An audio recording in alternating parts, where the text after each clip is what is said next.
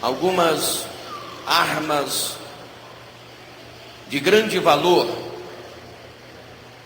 e todas essas armas, das quais ligeiramente vamos falar, são de suma importância na vida do cristão. É evidente que são armas espirituais. Efésios capítulo 6, versículo 13, uma palavra muito conhecida, que nem seria necessário tanto comentário, né, meus irmãos? Mas vamos relembrar essas armas poderosas que não podem faltar na vida do cristão. Capítulo 6, versículo 13. Portanto, tomai toda a armadura de Deus, para que possais resistir no dia mau, e havendo feito tudo, ficar firmes.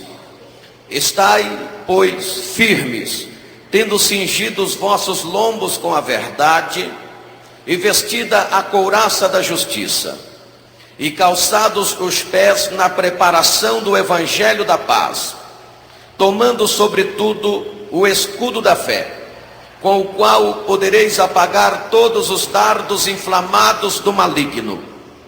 Tomai também o capacete da salvação e a espada do Espírito, que é a palavra de Deus. E orai em todo o tempo com toda oração e súplica no Espírito. Vigiai nisto com toda a perseverança e súplica por todos os santos. Amém. Amém. Digam amém. Levantemos as nossas mãos ou as nossas Bíblias, como você queira. Liga o seu pensamento ao trono de Deus.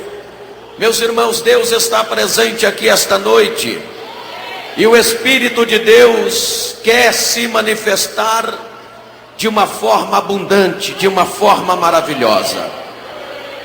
E eu quero que você dê lugar ao Espírito de Deus esta noite. Levanta a sua mão, glorifica a Deus em oração.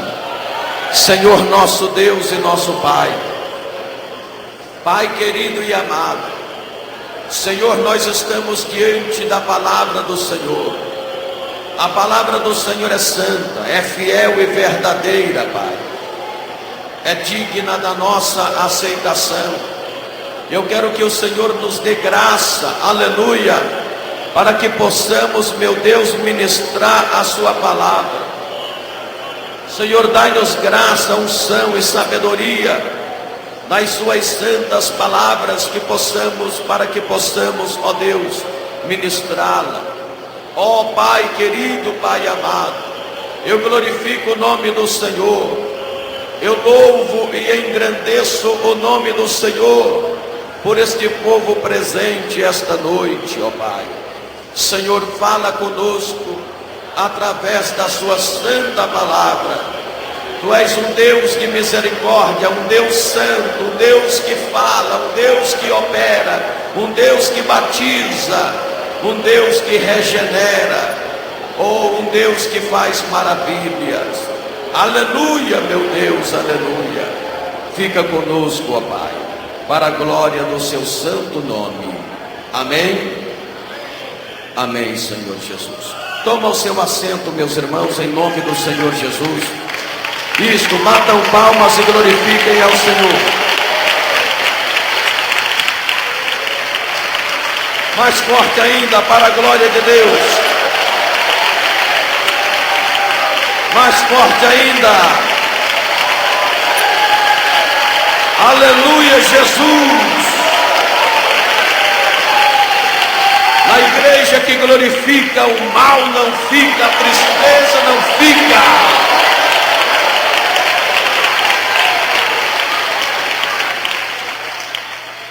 Meus amados irmãos, como eu disse para vocês, esta noite é noite da manifestação da glória de Deus.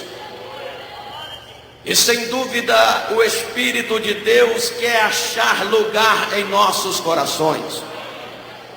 E se o Espírito de Deus achar lugar em nossos corações, certamente Ele vai fazer uma obra sobrenatural.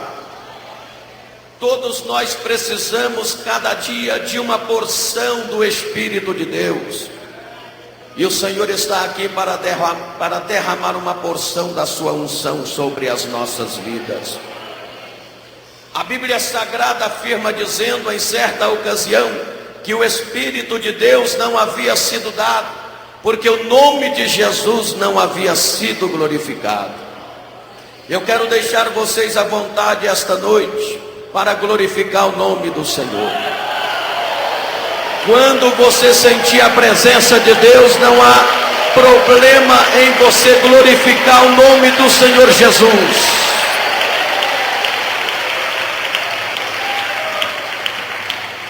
Como vocês podem verificar, o texto que nós lemos esta noite é um texto bastante conhecido. Eu quero trazer uma mensagem simples, que talvez você já tenha conhecimento. Mas como eu sempre digo, é sempre bom relembrar as coisas boas. No texto em foco, você pode ver comigo aqui, nada mais, nada menos que 9 armas indispensáveis da armadura de um cristão. Todas essas 9 armas, das quais o texto fala, são armas indispensáveis da armadura de um cristão. E é sobre essas armas indispensáveis da armadura de um cristão que ligeiramente nós queremos falar. A primeira arma indispensável da armadura de um cristão que o texto sagrado descreve é a verdade. Quando a palavra do Senhor manda tomar as armaduras de Deus para ficarmos bem equipados, manda cingir os lombos com a verdade. A primeira arma da qual a palavra de Deus, o texto em foco falou, é a verdade. Cingir os lombos com a verdade. O que é cingir? É rodear, é ornar em volta, é coroar. Significa dizer que a igreja deve estar coroada de verdade. Quando estou dizendo que a igreja deve estar coroada de verdade, estou dizendo que os crentes devem estar coroados de verdade. Cingir os lombos com a verdade, rodear, ornar em volta, coroar. Meus amados irmãos, verdade é em tudo uma proteção importante na vida do cristão. O cristão que não vive a verdade, ele não pode dizer que é um cristão autêntico, porque um cristão autêntico, ele vive na verdade, ele fala a verdade, ele proclama a verdade, ele comenta a verdade. A palavra do Senhor em Êxodo, capítulo 18, versículo 21, fala de uma forma muito especial, quando Deus, através do seu servo Jetro, fala com Moisés, quando Moisés naquela época estava sobrecarregado. E a Bíblia diz que Moisés, ele começava a atender o povo pela manhã, e somente ele atendia o povo e julgava os problemas do povo, todo o povo vinha a ele. Deus orientou a Jetro, sogro de Moisés, e Jetro chegou para Moisés e disse: Moisés, o que você faz não é bom. Você senta pela manhã para atender o povo, e você fica o dia todo atendendo o povo, cada um traz um problema diferente, você tem que ouvir todo mundo e tem que julgar a causa de todo mundo. Moisés, você não vai resistir, você não vai aguentar, e nem o povo vai resistir. Você vai desfalecer, e o povo que vai estar te esperando também vai desfalecer. Eu vou te dar um conselho, Moisés. Olha, dentre o povo, dentre o povo de Israel, existem homens capazes para te ajudar neste importante negócio. Tu, Moisés, dentre o povo procura homens de coragem, homens tementes a Deus, homens que aborreçam a avareza. Procura, Moisés, homens de verdade. Tinha que ser homens de verdade. Para quê? Para ajudar Moisés naquela importante missão. Procura homens de coragem, homens tementes a Deus, homens que aborreçam a avareza. E não esqueceu desta qualidade, homens de verdade.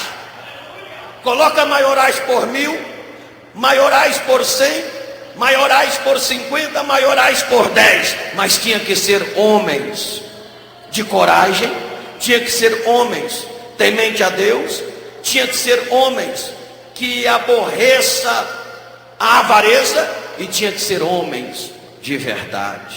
Meus irmãos, eu quero dizer a vocês que Deus está à procura de homens de verdade. Quando eu falo em homem, estou falando na mulher também. Deus está à procura de homens de verdade, de mulheres de verdade, de moças, rapazes de verdade, que amam a verdade, que falam a verdade, que proclamam a verdade.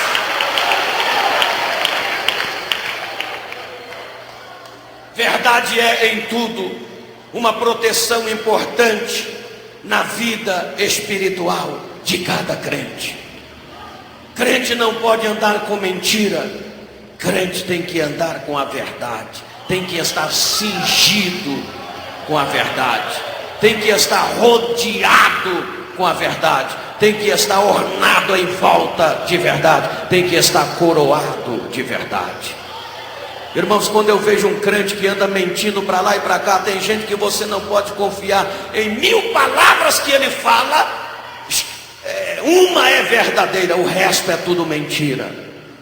Deus está à procura de homens de verdade, de pessoas que falam a verdade, que proclamam a verdade. Meus amados irmãos, Jesus Cristo, a verdade é tão importante que Jesus Cristo se identificou dizendo: eu sou o caminho, a verdade e a vida. Quem ama a verdade ama Jesus. Quem está com a verdade está com Jesus. Quem proclama a verdade proclama Jesus. Quem está de mãos dadas com a verdade está de mãos dadas com Jesus, porque Jesus é a verdade. Eu repito, verdade é em tudo uma proteção importante na vida de cada cristão. Mas a segunda arma da qual o texto em foco fala é a justiça. Cingir os lombos com a verdade e vestir o que? A couraça da? E vestir o que? A couraça da?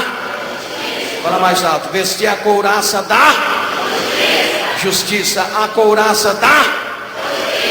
A justiça é tão importante. É uma arma espiritual tão importante na armadura de um cristão, que o apóstolo Paulo, ao falar sobre a justiça, ele comparou a justiça a uma couraça. O que é couraça? É uma armadura defensiva para as costas e para o peito, espécie de uma jaqueta de couro com lâmina de bronze ou de ferro costurada no couro. Isto é couraça. Uma armadura defensiva para proteger as costas e o peito, tipo de uma jaqueta que a pessoa vestia, uma jaqueta de couro com lâmina de bronze e de ferro costurada no couro. Era uma armadura bem potente, que defendia bem as costas e o peito. E o apóstolo Paulo, ao falar sobre a justiça, queridos irmãos, ele comparou a justiça a uma couraça. O crente que não anda com justiça será facilmente derrotado por Satanás. O Salmo 11, capítulo 11, versículo 7, a palavra diz o seguinte: porque Deus é justo e ama a justiça, o seu rosto está voltado para os retos. Agora diz a palavra: Deus é justo e ama o quê? A justiça. Deus é justo e ama o quê? Salmo capítulo 11, versículo 7. Deus é justo e ama a justiça, o seu rosto está voltado para os retos. O seu rosto está voltado para os retos. Queridos, justiça. Quando você julga um irmão, será que você está sendo justo? Quando você julga alguém, será que você está sendo justo? Quando você olha para uma pessoa e julga aquela pessoa pela sua aparência, será que você está sendo justo com aquela pessoa? Tem crente que anda julgando todo mundo, entende, irmãos? Será que nós estamos sendo justos? Por causa do erro de uma pessoa na congregação, muitas vezes a congregação toda é julgada e dizem que a congregação toda está no erro. Será que não estamos fazendo injustiça? Por causa do erro de um obreiro, julgam-se que todos os obreiros são errados. Será que estamos fazendo justiça? Por causa do erro de meia de crente, por causa do erro de meia dúzia de crentes, julgam-se que todos os crentes são infiéis e errados. Será que estão fazendo justiça? Não. A Bíblia diz: não julgueis para não ser julgados. Com a medida com que vós julgais, vós será julgado. Oh, glorifica o nome do Senhor, porque Ele vive. Deus é justo e ama a justiça. A Bíblia diz, irmãos, que os olhos de Deus estão sobre os bons, estão sobre os ruins. Deus sabe onde estão os errados, mas sabe onde estão os certos. Nosso Deus é justo. Não é por causa do pecado de um que Deus julga que todos são pecadores, não. Não é por causa do pecado de um da congregação que todos da congregação estão em pecado, não. O nosso Deus é justo, e cuidado para você não fazer injustiça, porque Deus ama a justiça, porque Deus é justo e ama a justiça, e o seu rosto está voltado para os retos. Oh, glorifica o nome do Senhor, porque Ele vive. Isaías 59, capítulo 59, versículo 17. Porque se revestiu de justiça. Olha só. Porque se revestiu de justiça, como de uma couraça, e pôs o elmo da salvação na tua cabeça. Olha o que diz a palavra de Deus em Isaías 59, 17. Porque se revestiu de justiça, como de uma couraça, e pôs o elmo da salvação na tua cabeça. Queridos, o nosso Deus é justo e Ele ama a justiça. 2 Coríntios capítulo 6, versículo 7, a palavra diz: na palavra da verdade, no poder de Deus, pelas armas da justiça, à direita e à esquerda. Está falando de justiça. 2 Coríntios 6, 7. Na palavra da verdade, no poder de Deus, pelas armas da justiça, à direita e à esquerda. Queridos, o crente que não anda com justiça, eu disse que ele será facilmente derrotado pelo inimigo, porque a justiça é uma arma indispensável da armadura de um cristão. Cuidado ao comentar sobre a vida de um irmão, não fazer injustiça contra ele. Cuidado ao comentar sobre a vida de uma irmã, não fazer injustiça contra ela. Cuidado ao comentar sobre a vida de um obreiro, não fazer injustiça contra ele. Cuidado ao comentar sobre a vida de um homem de Deus, de uma mulher de Deus, não fazer injustiça contra ele. Cuidado ao comentar sobre a vida de qualquer que seja, em fazer injustiça contra esta pessoa, porque é um pecado gravíssimo diante de Deus, e Deus não gosta de pessoas que andam fazendo injustiça. Oh, glorifica o nome do Senhor, porque Ele vive, Ele reina. Mas a terceira arma que o texto em foco fala é sobre o conhecimento do Evangelho. O conhecimento do Evangelho é a terceira arma que eu vejo aqui. Diga comigo, conhecimento do Evangelho. Diga outra vez mais forte, conhecimento do Evangelho. E calçado os pés na preparação do Evangelho da paz. Olha só como Paulo fala, calçado os pés na preparação do Evangelho da paz. Queridos, na escala cronológica do apóstolo Paulo, ele comparou o conhecimento do Evangelho a um verdadeiro sapato que dá segurança aos nossos pés. E calçado os pés na preparação do Evangelho da paz. Eu disse para vocês que na sua escala cronológica, Paulo comparou o conhecimento do Evangelho a um verdadeiro sapato que dá segurança aos nossos pés. Queridos, se você andar calçado, os seus pés terão uma certa segurança. Se você andar descalço, os seus pés estará desprotegido e você pode machucar o pé, pode pisar no espinho, pode furar o pé, pode pisar numa pedra, pode machucar. Por quê? Porque o seu pé está desprotegido. Paulo compara o conhecimento do Evangelho a um verdadeiro sapato que dá segurança aos nossos pés. Queridos, crente que não procura conhecer o Evangelho, crente que não procura conhecer a palavra, crente que não procura conhecer a Bíblia Sagrada, não tem estrutura espiritual, ele está desprotegido, é como pés descalço desprotegido. Deus quer que nós tenhamos conhecimento do Evangelho, e o conhecimento do Evangelho é uma arma indispensável da armadura de um cristão. Olha o que Deus fala. Deus fala da seguinte maneira: o meu povo erra por falta de... O meu povo erra por falta de conhecimento. Deus sempre falou que o seu povo erra por falta de conhecimento. Tem muitos crentes errando por falta de conhecimento.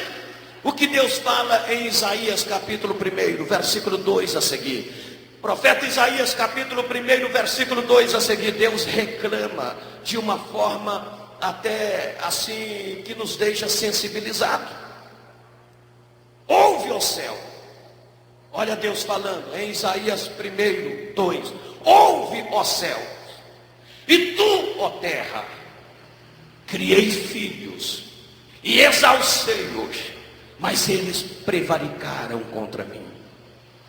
O meu povo não me conhece, o meu povo não tem conhecimento de mim.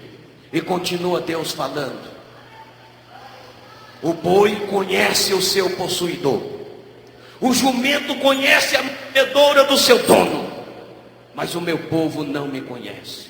Israel não tem conhecimento algum. Olha como Deus reclama. Será que esta palavra não nos deixa sensibilizados? Ouve, ó céus, presta ouvido tu, ó terra, criei filhos, engrandeci, exalcei-os, mas eles prevaricaram contra mim. Não buscam conhecimento de mim, não buscaram conhecimento de mim, não tem conhecimento nenhum. Aí Deus fala: até o boi, um animal irracional, conhece o seu possuidor. O jumento, é Deus falando, o jumento conhece a manjedoura do seu dono, mas Israel não tem conhecimento de mim. O meu povo não me conhece. E depois diz Deus: o meu povo erra por falta de conhecimento. Amados, por que não buscar conhecimento de Deus? Por que não buscar este conhecimento de Deus? Olha como Deus fala. Até o boi conhece o seu possuidor, ou seja, o seu dono. O jumento conhece a manjedoura do seu dono. E o meu povo que eu criei não me conhece. Não me conhece. Israel não tem conhecimento algum. Amados, tenha conhecimento de Deus. Conheça Deus. Tenha experiência com Deus. Irmãos, tem crente de 1 ano, 2 anos, 3 anos, 4 anos, 5 anos, 10 anos, 20 anos, 25 anos, que ainda não tem experiência com Deus. Não tem conhecimento de Deus. Queridos, a melhor maneira de se obter conhecimento de Deus, de conhecer Deus, é tendo comunhão com Ele. Como você vai conhecer uma pessoa se você não tem comunhão com ela? Você é amigo de alguém que você conhece. Você não é amigo de uma pessoa que você não conhece. Quando você se torna amiga de uma pessoa, é porque você já conviveu com esta pessoa. Essa pessoa já deu condição de você confiar nela. Por quê? Porque você tem afinidade com ela. Queridos, quantas pessoas que não têm conhecimento de Deus, sabe por quê? Não têm afinidade com Deus, não têm comunhão com Deus, não têm amizade com Deus, não são amigas de Deus. Há pessoas que muito embora são crentes, mas não são amigas de Deus, não têm afinidade com Deus, não têm comunhão com Deus, e por isso não têm conhecimento de Deus. Amados, uma pessoa que tem comunhão com Deus, que tem afinidade com Deus, que tem amizade com Deus, que está constantemente na presença de Deus, Deus está com ele, ele está com Deus. Esta pessoa conhece Deus, tem conhecimento de Deus, sabe muito bem quem é Deus.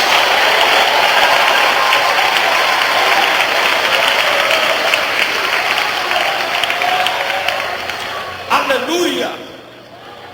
A maré vem e você diz: não, eu não vou desanimar porque conheço o meu Deus. A tribulação vem para balançar você. Você diz assim: não, eu não vou cair porque eu tenho conhecimento de Deus. A luta vem, você diz assim: não, eu não vou me entregar à derrota porque conheço muito bem o meu Deus.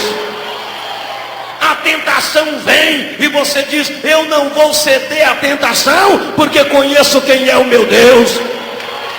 O crente que tem conhecimento de Deus, irmãos, ele está sempre firme na fé, firme na palavra, firme na comunhão, firme com Deus, firme na igreja, firme nas campanhas, firme na santificação.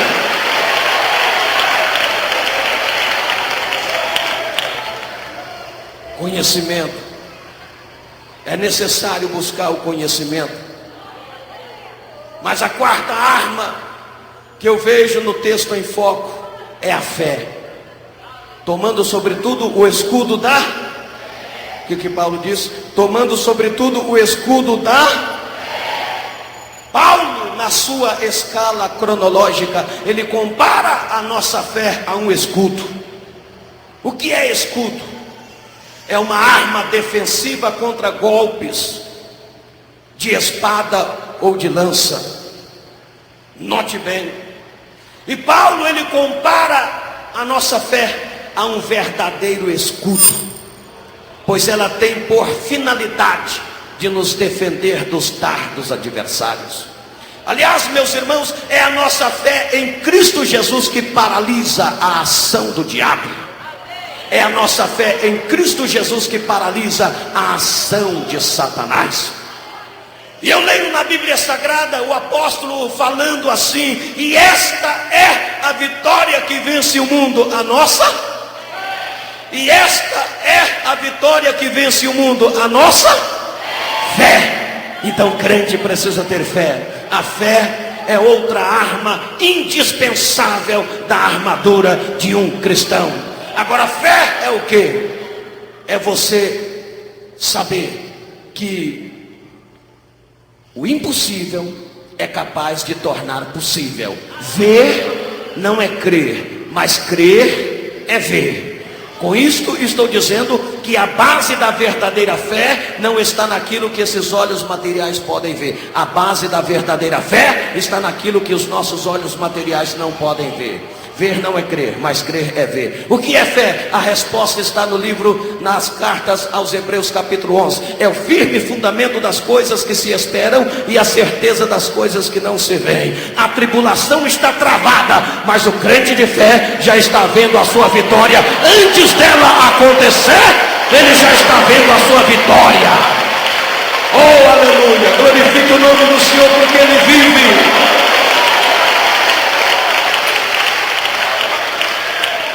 Glória a Deus.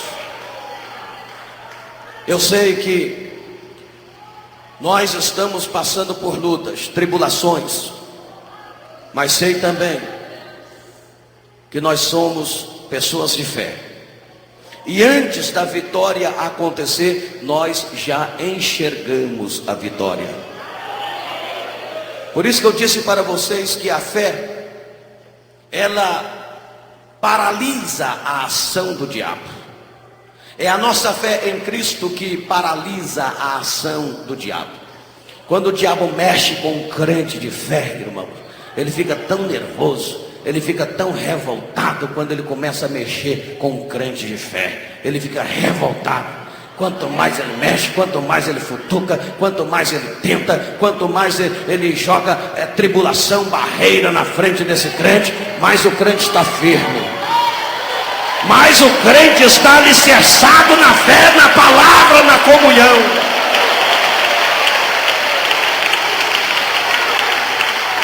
Glória a Deus. O crente de fé, ele dá um trabalho tremendo para Satanás. Tremendo para Satanás. E você vai continuar dando esse trabalho para Satanás. Aleluia. Abre a geladeira, não tem nada, só tem água. Aí o diabo fala: e aí, crente, cadê o seu Deus? Cadê o seu Deus? A geladeira está vazia. E o crente de fé fala: ei, já estou vendo essa geladeira cheia de coisas gostosas. Pela fé, Deus vai mudar as coisas. Aleluia. Glória a Deus. Aí coloca o almoço na mesa, não tem nem um pedacinho de carne, nem um bichinho, só aquilo que o povo chama de zoiudo, só ovo, só ovo. Aí o diabo fala assim: e aí, crente, você é crente tanto tempo, olha lá, os ímpios estão lá comendo filé mignon, e você só tem zoiudo aí na mesa. E o crente olha assim e diz: na janta já estou vendo um bifão gostoso aqui, porque Jesus vai preparar. Oh, aleluia, glorifica o nome do Senhor. Crente não pode, meus amados irmãos, dar corda para Satanás, não. Você vê as coisas acontecendo, mesmo quando parece que não está acontecendo, você começa a ver as coisas acontecendo. Pela fé, você começa a ver vitórias. Pela fé, você vê Deus abrindo a porta do emprego. Pela fé, você vê Satanás derrotado por terra e você glorificando o nome do Senhor. Oh, aleluia! Dê glórias ao Rei Jesus.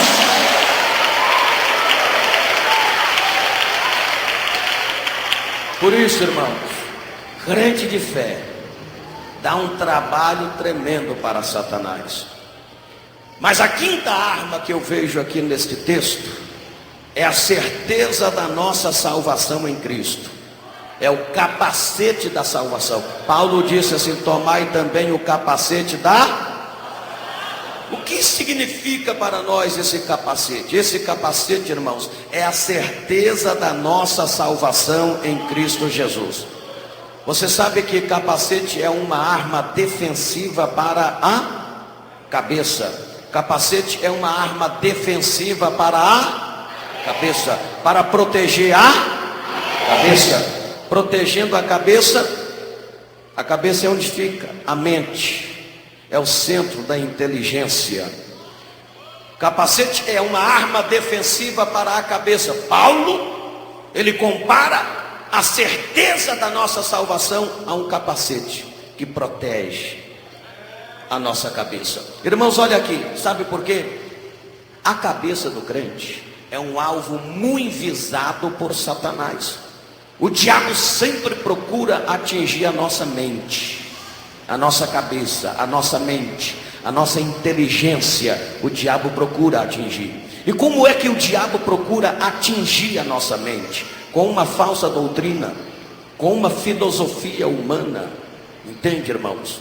Com uma doutrina que não é de Deus, com um evangelho fácil, com um evangelho que não exige claras decisões, com um evangelho social, com um evangelho secularista. O diabo procura atingir a nossa mente. E quantas pessoas já estão com a sua mente atingida com um evangelho fácil, onde tudo é válido, nada é proibido. Usam até a expressão: aqui não se proíbe nada, aqui vale tudo. O evangelho é liberdade. Confundem liberdade com libertinagem. Queridos, a nossa mente é um alvo muito visado por Satanás e tem que estar bem protegida. E como é que a nossa mente está protegida? Quando é que o diabo não consegue atingir a nossa mente? É quando nós temos o capacete da salvação, que é a certeza da nossa salvação em Cristo.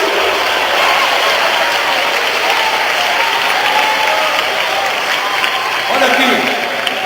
Sabe quando é que um crente sai da verdade, sai do evangelho genuíno de Jesus Cristo e vai procurar um evangelho fácil, onde tudo é válido? Quando ele não tem certeza da sua salvação. Sabe quando é que um crente sai de uma igreja séria, uma igreja honesta, uma igreja que prega a verdade, que se preocupa com a sua vida espiritual, e vai para determinados lugares onde Deus não está, onde não se fala a verdade?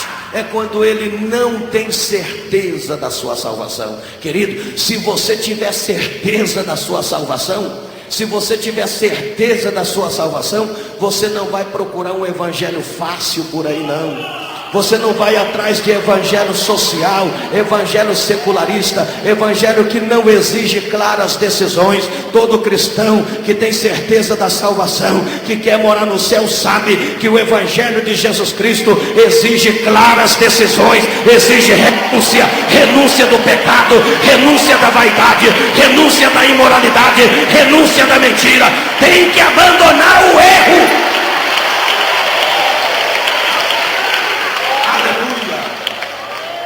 Você tem certeza da sua salvação? Quantos têm certeza da sua salvação?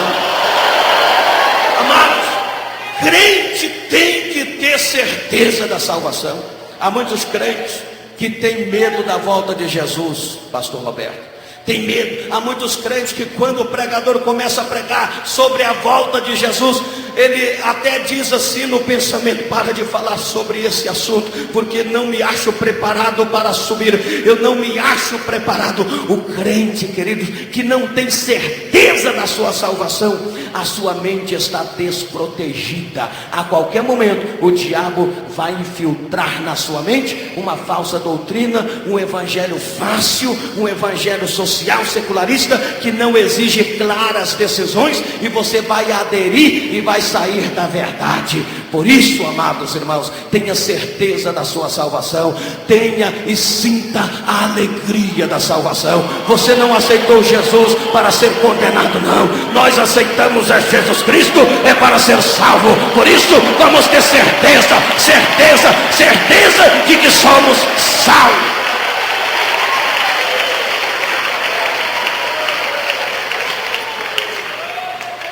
Aí quando o diabo vem com as ofertas, quando o diabo vem com seus pratos surtidos, o crente vai falar assim: pode sair com isso para lá, Satanás.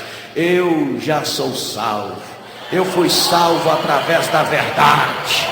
Eu abandonei o mundo, o pecado, e não tenho saudade não. Eu sou de Jesus, eu tenho certeza da salvação. Jesus está comigo, eu estou com Jesus. Oh, aleluia. Diga assim: eu amo Jesus. Mas a sexta arma que o texto em foco fala é sobre a espada. Tomai também a espada do... Fala mais alto, irmãos. Tomai também a espada do Espírito. Mais uma vez. Tomai também a espada do Espírito. Espada. O que é espada?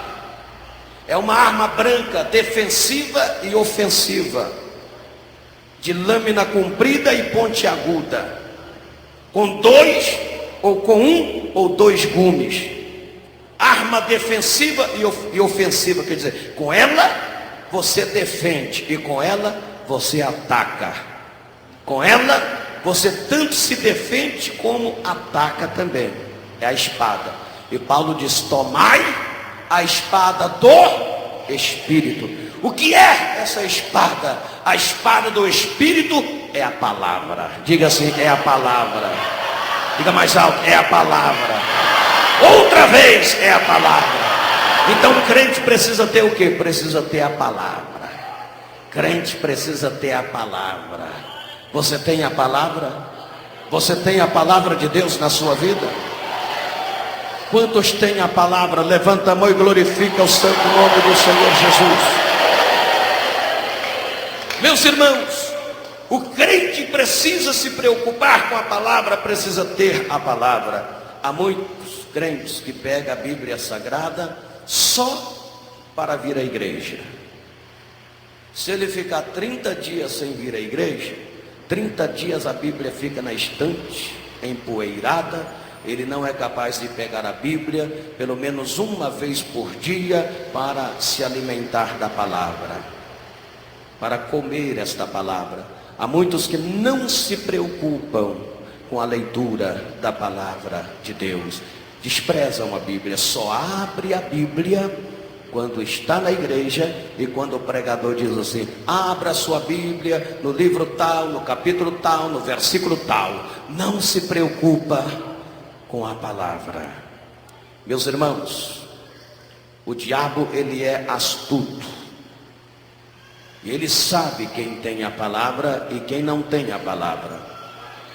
O diabo foi fazer um teste com Jesus. Logo com quem? Jesus. E quebrou a cara, porque Jesus tem a palavra. Olha aqui, irmãos, lá na tentação de Jesus, quantas tentativas o diabo fez? 3. 1, 2, 3 tentativas. Depois de 40 dias e 40 noites em jejum, no monte da oração,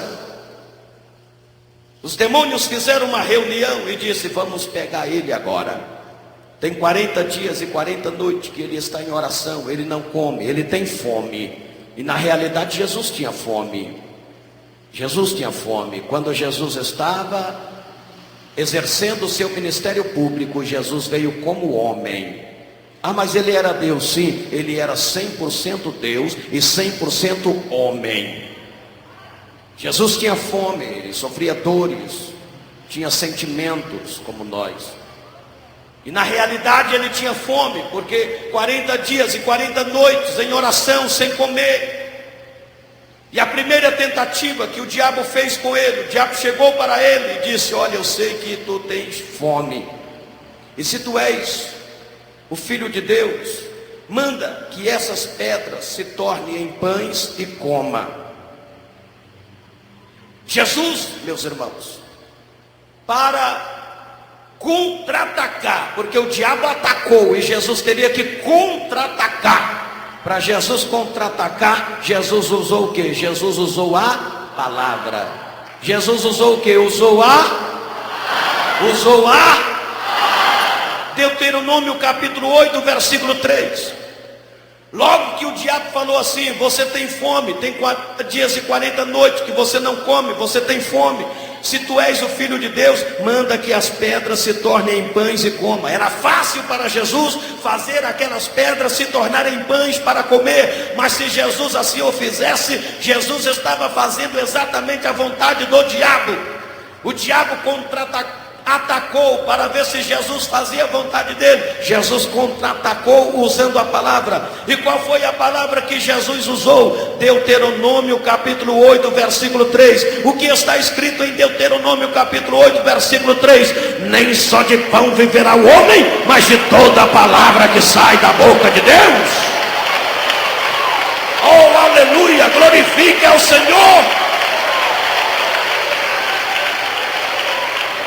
Lá, Jesus tinha conhecimento da palavra. Jesus logo se lembrou de Deuteronômio capítulo 8, versículo 3. E disse: não, Satanás, nem só de pão vive o homem, mas de toda a palavra que sai da boca de Deus. Mas o diabo não ficou satisfeito.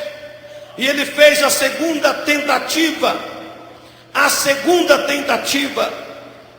Ele levou Jesus ao pináculo do templo, um lugar muito alto, e disse: olha, está escrito que aos seus anjos darás ordem ao teu respeito para que não tropece com os teus pedra.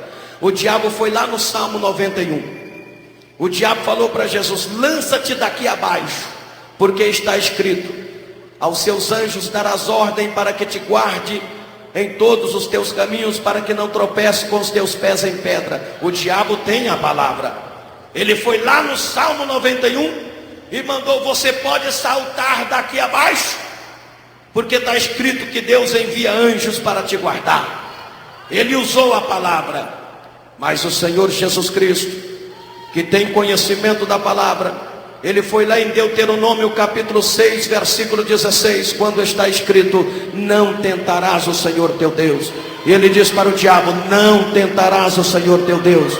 O que Jesus estava dizendo com isso, querido, é a mesma coisa de você subir lá no 21º andar de um prédio, e você subir lá no terraço do prédio, disser assim: eu vou pular daqui lá embaixo, porque está escrito no Salmo 91 que Deus envia o seu anjo para me guardar, para mim não me quebrar nada. Eu vou pular. Vai pular e vai se espatifar lá no chão, porque está escrito: não tentarás o Senhor teu Deus.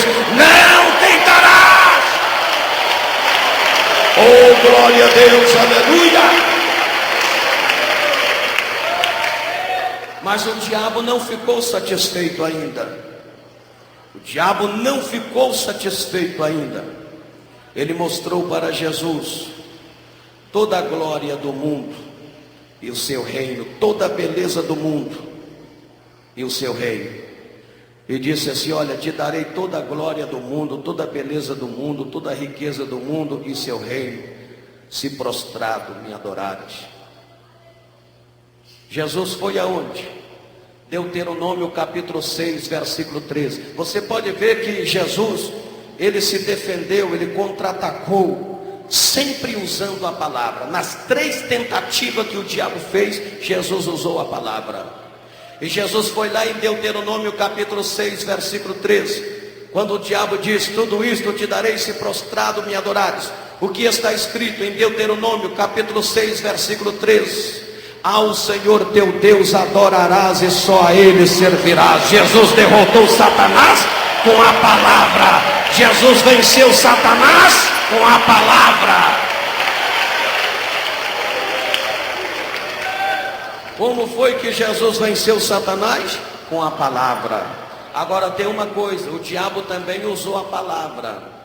O diabo conhecia muito bem, ele conhece muito bem a palavra, e ele também usou a palavra, e costuma usar a palavra. Só que há uma diferença, Jesus usou a palavra, o diabo também usou a palavra, mas há uma diferença. Jesus tem a palavra e tem a unção. O diabo só tem a palavra, ele não tem a unção.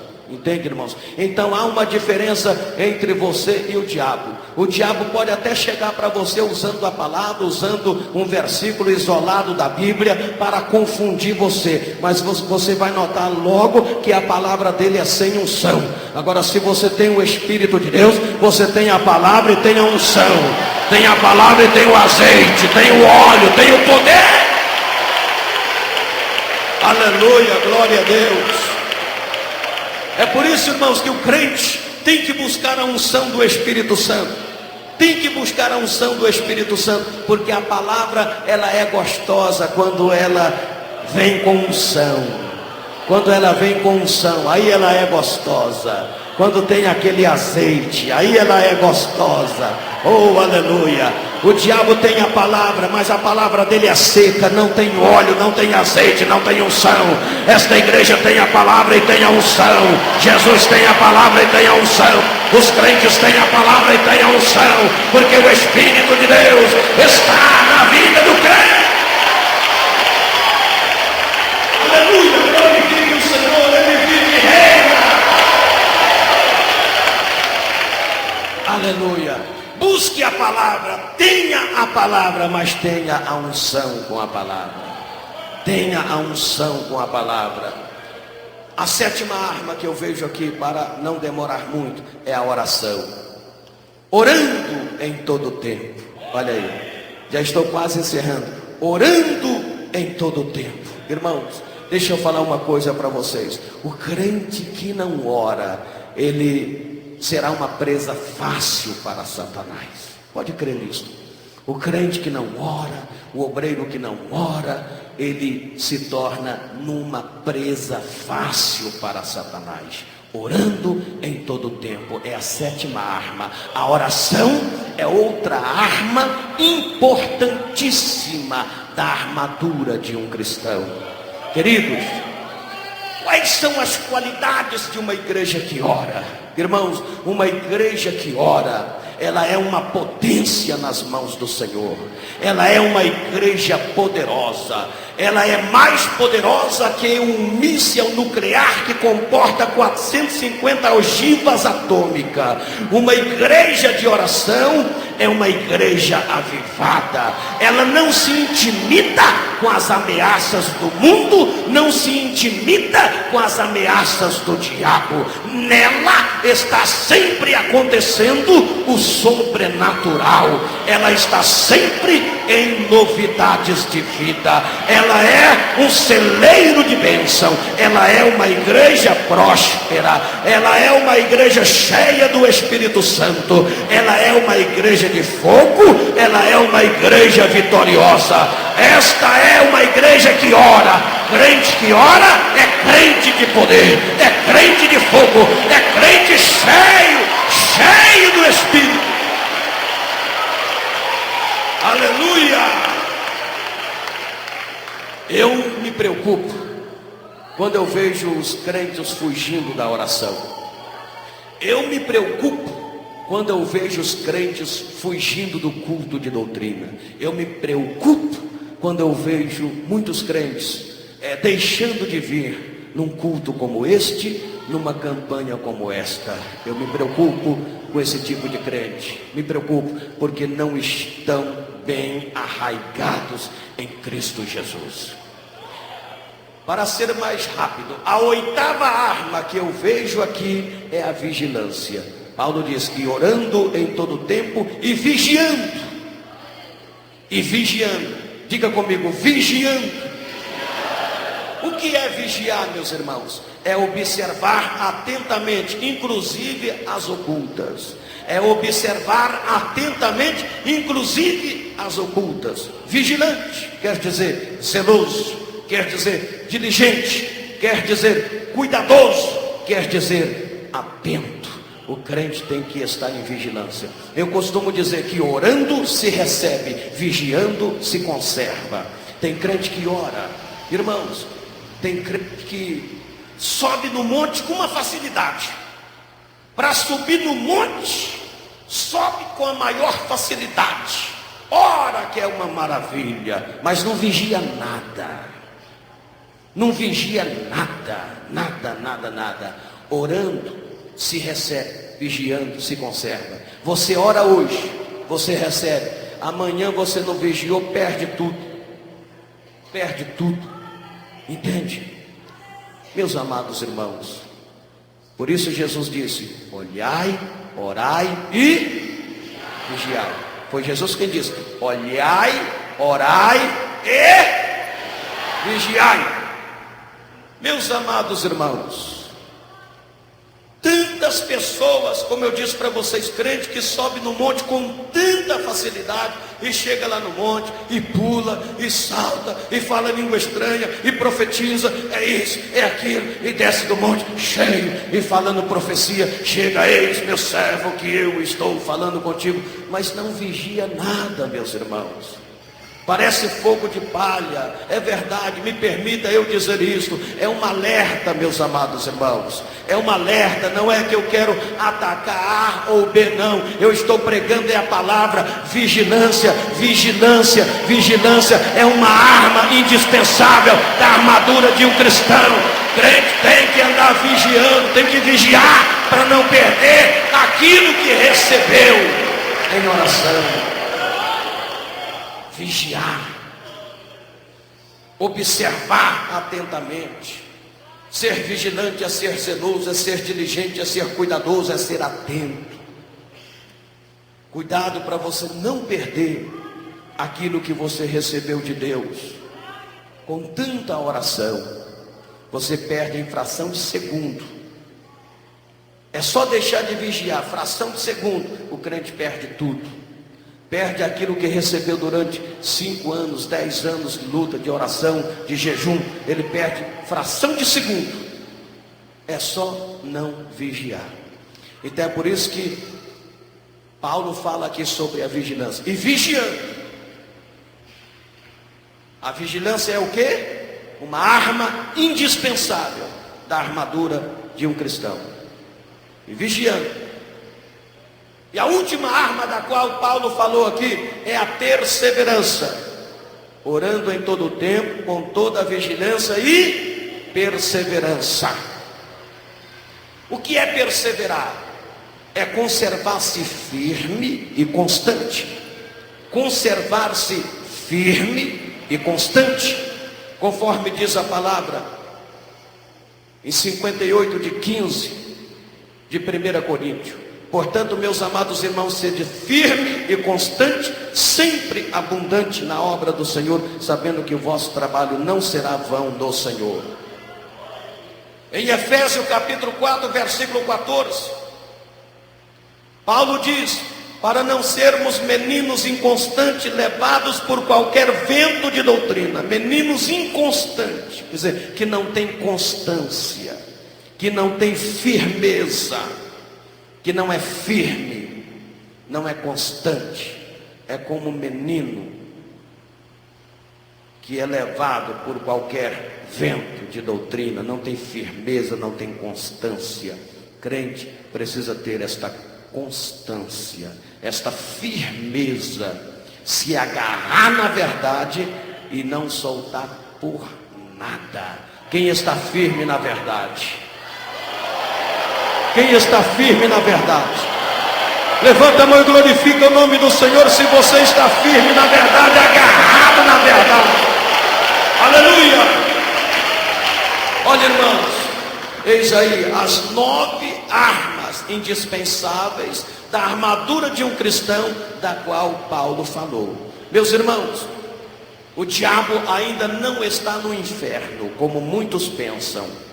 Eu quero dizer a vocês, para encerrar esta mensagem, que o diabo ainda não está no inferno, como muitos pensam.